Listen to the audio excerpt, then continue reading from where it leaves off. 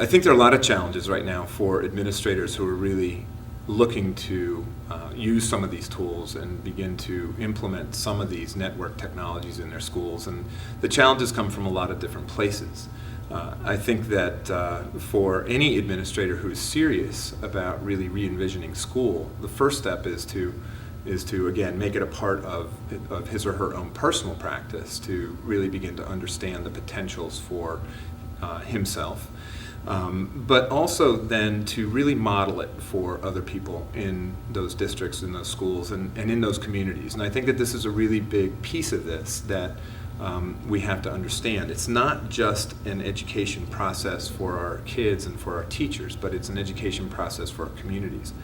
One of the reasons that some of this is so scary for schools and for teachers right now is because there really isn't a lot of understanding on the part of parents as to what's happening either.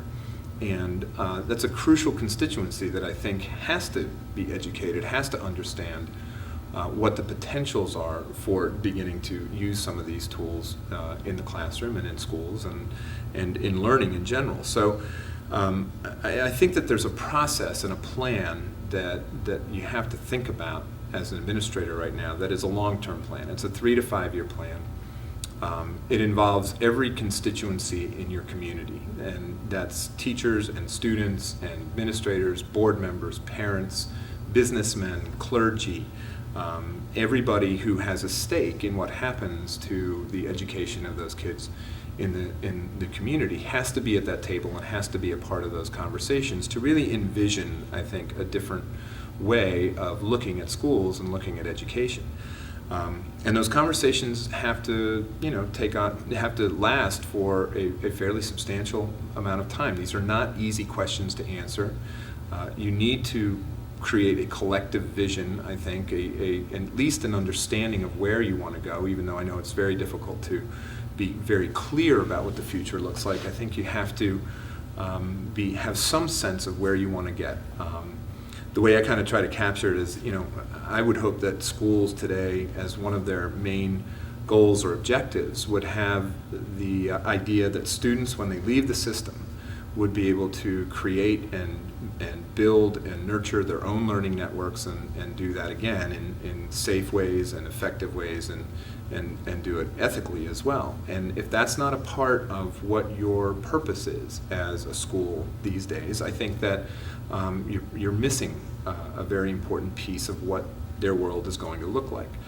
So that whole process, that whole change, and really a reculturation, I think, process. We have to change the cultures of schools in terms of how we deliver content, what the roles are of teachers, how we think about what teachers do in the classroom, until we really begin to see or build a culture that is about learning and not necessarily about teaching, where teachers are co-learners with their kids, they're co-creators, co-publishers, they're doing things in the classroom alongside of them and with them. Until we get to that point where we're, again, looking at that classroom and that teaching function differently, it's very difficult, I think, for systemic change to occur.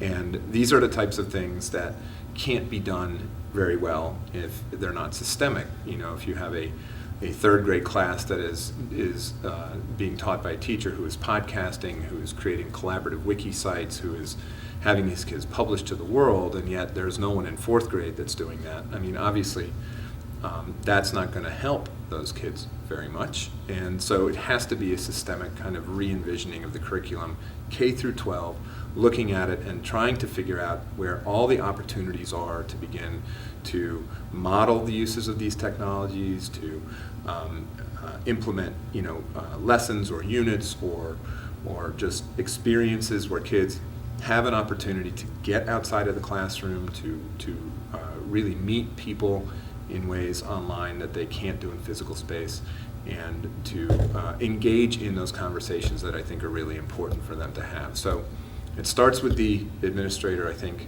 himself or herself, but ultimately it has to be a long-term conversation that really begins to re-envision what we do in schools and what teaching means.